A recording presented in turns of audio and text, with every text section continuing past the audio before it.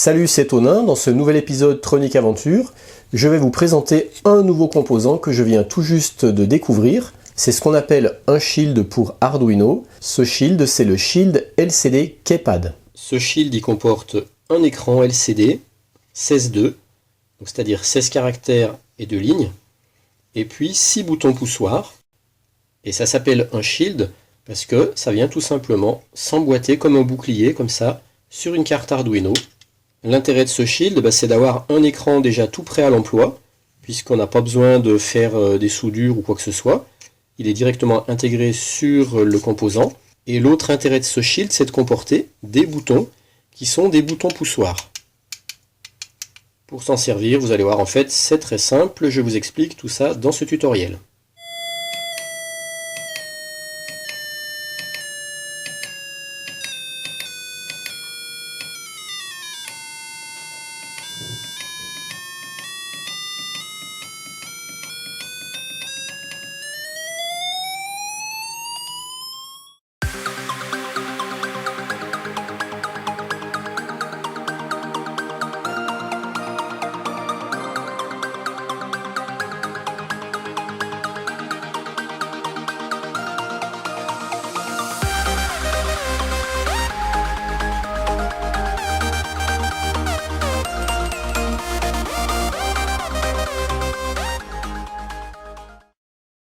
Avant de découvrir ce Shield LCD Keypad, petit rappel, il existe des écrans LCD comme ça, nus. Ces écrans, on peut les brancher sur un Arduino, mais ils sont pas pratiques à gérer parce qu'il faut faire des soudures, il faut gérer plein de fils, on doit gérer au moins 12 broches. Il existe une deuxième façon plus pratique d'utiliser ces écrans LCD, c'est de se servir d'une interface série I2C. Pour ça, on va venir souder les broches de l'interface série dans les trous de l'écran LCD. Donc il y a quand même des soudures à faire, mais l'avantage c'est qu'après, on n'a plus que 4 broches à gérer pour le relier à un Arduino. Et enfin, il existe ce LCD Shield Keypad qui comporte un écran prêt à l'emploi, puisqu'on a juste à l'enficher sur une carte Arduino. Donc de loin, ça sera l'écran le plus pratique à gérer. Et en plus, ce Shield comporte 6 boutons poussoirs qui sont également prêts à l'emploi. Et la fonction de ces boutons poussoirs sera définie par le code programme qu'on rentrera dans l'Arduino. On se retrouve donc avec 3 façons d'utiliser un écran LCD, nu avec au moins 12 fils à relier à l'Arduino, couplé avec une interface série I2C avec seulement 4 fils après à gérer vers l'Arduino, et ici avec notre shield, aucun fil à gérer puisqu'on vient simplement l'encastrer dans une carte Arduino. Ce Shield LCD Keypad ne pourra fonctionner que si on l'enfiche sur une carte Arduino, et bien sûr que si on rentre un code programme dans la carte Arduino. Donc là, je vais encastrer le Shield sur ma carte Arduino. Voilà. Et je vais venir le brancher, et vous allez voir ce qui se passe. Rien ne s'affiche, c'est normal, puisque, comme je le disais tout à l'heure, on aura besoin d'un code programme qu'on viendra téléverser dans notre carte Arduino. Tant qu'on n'a pas de programme, notre afficheur ne peut rien afficher. Et de même, les boutons, pour l'instant, ils servent à rien, puisque leur fonction sera définie par un code programme qu'on viendra rentrer dans l'Arduino. Une précision intéressante, en bleu ici, c'est un potentiomètre qui va nous permettre de régler le contraste de l'écran d'affichage. En tournant cette petite vis, vous voyez, on peut changer le contraste de l'affichage de l'écran LCD. La première étape, ça va être de savoir comment on va faire pour faire afficher un texte sur cet écran LCD. Une première chose à savoir, c'est pas parce que notre Shield LCD comporte une trentaine de broches qu'il va utiliser 30 broches de l'Arduino. Notre Shield LCD, il va utiliser que les broches digitales D4, D5, D6, D7, D8, D9, D10, ainsi que la broche analogue A0 de notre carte Arduino. Les autres broches, il s'en servira pas, donc on pourra s'en servir pour venir brancher d'autres composants comme des capteurs ou des LED. Par contre, toutes les broches utilisées par le Shield, faudra surtout pas vouloir s'en servir en même temps pour d'autres composants comme des capteurs ou des LED. Ces autres composants, faudra forcément qu'on vienne les brancher sur des broches qui ne sont pas utilisées par le Shield. Maintenant, je vais vous montrer comment on peut afficher un texte très simple sur ce Shield LCD. Avec ce Shield LCD, on ne va pas utiliser la même librairie que quand on utilisait l'interface série I2C. Voilà un petit programme très simple, juste pour faire afficher la phrase Tronic Aventure sur notre écran de Shield LCD. Et comme vous le voyez, on vient chercher la bibliothèque Liquid Crystal avec également l'instruction classique Liquid Crystal LCD 894567, puisqu'on vient lui dire quelle broche il va devoir utiliser pour la gestion de son écran. Maintenant, je vais téléverser ce code dans ma carte Arduino. Et voilà, le texte s'affiche. Et puis, en cas de besoin, je peux maintenant venir régler le contraste à l'aide de la vis du potentiomètre. Voilà, là on voit que le texte disparaît. Et là, le contraste s'accentue.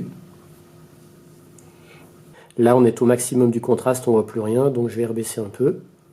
Voilà, comme ça, c'est pas mal. Donc là, déjà maintenant, on sait faire afficher un texte tout simple sur notre Shield LCD. Mais pour l'instant, comme vous le voyez, nos boutons, ils servent à rien du tout. C'est normal, parce que pour l'instant, on ne les a encore pas programmés dans le code Arduino. C'est le code programme qu'on viendra rentrer dans l'Arduino qui définira la fonction qu'on voudra attribuer à ces boutons. Maintenant qu'on a vu la partie écran, on va regarder de plus près la partie keypad. On voit qu'il y a 6 boutons qui sont appelés Up, Down, Left, Right, Reset et Select. Il faut bien comprendre que c'est pas parce que ces boutons sont appelés comme ça qu'ils serviront forcément à ça. C'est le code programme qui définira la fonction de ces boutons. On pourra très bien leur attribuer une toute autre fonction que celle qui est préimprimée sur le Shield. Il y a juste le bouton Reset ici qui est en fait directement relié au reset de la carte Arduino. Puisque une carte Arduino, elle a toujours une touche Reset, on la voit ici. Et les 5 autres boutons, ils vont être connectés à la broche analogue A0 de la carte Arduino. Parce que en fait, ces 5 boutons-là, ce sont tout simplement 5 ponts diviseurs de tension qui vont être tous les 5 reliés à la broche analogue A0 de l'Arduino. Et dans le code programme, avec une fonction analog read, on viendra lire la tension de la broche A0 et en fonction de la tension lue sur la broche analogue A0, un code programme pourra en déduire quel bouton a été actionné. Voilà une représentation schématique de nos 5 touches avec nos ponts diviseurs. C'est comme si on avait une résistance commune ici à toutes les touches. Et puis derrière chaque touche, ici pas de résistance, ici une petite résistance, ici une plus grande, une encore plus grande, une encore plus grande. Ici on a la touche Right, Up, Down, Left, Select. Et puis ici on vient prélever la tension qu'on renvoie sur la broche analogue A0 de l'Arduino. Ici on a du 5 volts, ici on a le ground. Et puis je rappelle, la fonction analog read renvoie une valeur numérique comprise entre 0 et 1023. 0 si la tension est de 0 volts et 1023 si la tension lue est de 5 volts. Quand on appuie sur aucun bouton, eh bien ici on se retrouve avec du 5 volts, puisque ce point-là n'est pas relié au ground, mais qu'il est relié au plus 5 volts. Ça nous renverra une valeur de 1023. Si on appuie sur le bouton Select, le courant va pouvoir traverser notre pont diviseur. Donc ici, on aura une tension intermédiaire entre ces deux résistances, et cette tension correspondra à la valeur analog read 639. Si au lieu d'appuyer sur le bouton Select, on appuie maintenant sur le bouton Left, on aura un autre pont diviseur, puisque cette résistance-là est plus petite que celle-là. Ça va cette fois nous renvoyer une valeur de 409 sur la fonction analog read. Si on appuie sur le bouton Down, ça correspondra à une valeur analog read de 256. Si on appuie sur le bouton Up, on aura la valeur 99. Et si on appuie sur le bouton Right, étant donné qu'il n'y a aucune résistance ici, on se retrouvera directement relié au ground, donc au 0 volt. Donc on aura une valeur de 0 avec la fonction analog read. Donc voilà de façon schématique comment fonctionnent nos 5 boutons avec la fonction analog read sur le Shield LCD keypad. Je vais vous montrer maintenant un petit montage et un petit code programme Arduino qui nous permettra de faire afficher sur l'écran LCD la valeur analog read correspondant à ces 5 touches. Voici le code programme. Et maintenant, voilà ce que ça donne sur l'Arduino. Quand j'appuie sur aucune touche, l'écran m'affiche la valeur numérique renvoyée par la fonction analog read, c'est-à-dire 1023. Si je viens appuyer par exemple sur la touche Select, ça me donne 639. J'appuie sur la touche Left, 409. La touche Down, 256. La touche Up, 99. Et la touche Right, 0. Et puis je rappelle, la touche Reset n'est pas renvoyée sur la broche A0 de l'Arduino, mais elle est reliée directement à la fonction Reset de la carte Arduino. Et puis je rappelle, au risque de me répéter, pour toutes les touches sauf la touche Reset, c'est pas parce qu'il est écrit quelque chose sur ces touches qu'elles seront forcément affectées à cette fonction. Elles seront définies par le code qu'on va téléverser dans notre carte Arduino. Voilà un exemple très simple pour utiliser notre Shield LCD Keypad. Ce montage va à la fois utiliser l'écran du Shield et à la fois les touches du Shield. L'écran va afficher la fréquence du son généré par le haut-parleur et à l'aide des touches Up et Down, je vais pouvoir modifier cette fréquence soit en plus aigu, soit en plus grave. Pour faire ça, je vais d'abord brancher un fil du haut-parleur sur ce trou-là du Shield qui correspond à la broche Digital 1 de la carte Arduino qui est enfichée en dessous. L'autre fil du haut-parleur, je vais venir le brancher sur ce trou-là qui correspond au ground de la carte Arduino qui est en dessous. Dans la carte Arduino, j'ai téléversé un code programme avec la fonction tone. Dans ma fonction tone, j'ai rentré une variable. Cette variable, je la fais afficher ici. Et puis quand je viendrai appuyer sur la touche Up, ça aura pour effet d'augmenter la variable. Quand j'appuierai sur la touche Down, ça viendra baisser la valeur de la variable. Plus la valeur sera faible, plus le son sera grave.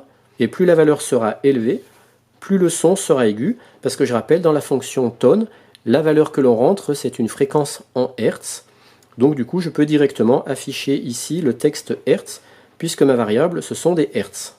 Au début, cette variable, je l'ai fixée arbitrairement à 500. Démonstration. Alors quand j'appuie sur Down, non seulement ça baisse la fréquence, mais ça fait également afficher le texte plus grave.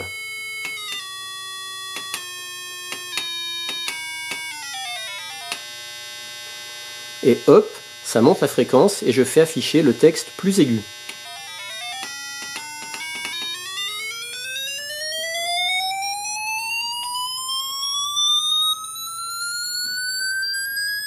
Alors personnellement, j'arrive à entendre à peu près jusqu'à 11 000 Hz. Après, j'ai du mal à entendre.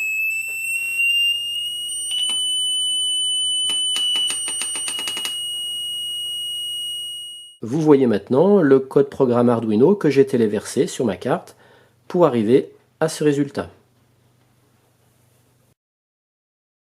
Alors comme vous le voyez, si on veut venir brancher d'autres composants sur notre Shield, c'est pas très pratique, puisqu'on n'a pas de barrettes sur lesquelles on pourrait venir directement planter des fils du pont par exemple. On a simplement des trous qui sont préparés plus pour de la soudure que pour venir y mettre des petits fils du pont comme ça. En plus, la correspondance de ces trous avec les broches de l'Arduino qui est en dessous n'est pas affichée. Donc là, c'est pas forcément très pratique. Par exemple, le ground, moi j'ai pu retrouver qu'il était là, mais vous voyez, c'est pas écrit. Pour certaines, on arrive à deviner, puisqu'on voit très bien qu'ici on a Vin, donc on sait très bien que ici ça sera également Vin. Là c'est 5 volts, là c'est A1, A2, A3, A4, A5. Mais pour les autres, vous voyez, c'est pas marqué. Et comme je l'ai dit précédemment, notre Shield LCD, il ne va pas utiliser toutes les broches de l'Arduino, mais pourtant il va s'encastrer dans toutes. Ce qui fait que si on voulait planter des fils du pont dans les barrettes correspondant aux broches disponibles de notre carte Arduino, on ne pourrait pas, parce qu'elles ne sont pas accessibles. Alors une solution astucieuse consiste à rajouter des barrettes de Reos uniquement pour les broches utilisées par le Shield, ce qui fait que les broches de la carte Arduino non utilisées par le Shield resteront accessibles pour pouvoir venir y planter des petits fils du pont. Pour l'instant, ces barrettes de Reos, j'en ai pas, donc je ne peux pas vous les montrer. J'ai suggéré à HDFBot de s'en procurer, parce qu'il n'y en a pas non plus sur son site. Il a une commande qui est en cours, et elles seront bientôt disponibles sur son site. Ce Shield écran LCD Keypad, vous pouvez le trouver à moins de 10 € sur le site de HDFBot. Pour ceux que ça intéresse, comme d'habitude, je vous mets un lien direct dans le descriptif de cette vidéo. Et ben voilà, cette vidéo est terminée. Si elle vous a plu, merci de mettre un petit pouce bleu. Comme vous le voyez, j'ai légèrement modifié mon environnement studio labo. Et dans une prochaine vidéo, je vous ferai une petite visite guidée. A bientôt pour la suite. Allez, ciao!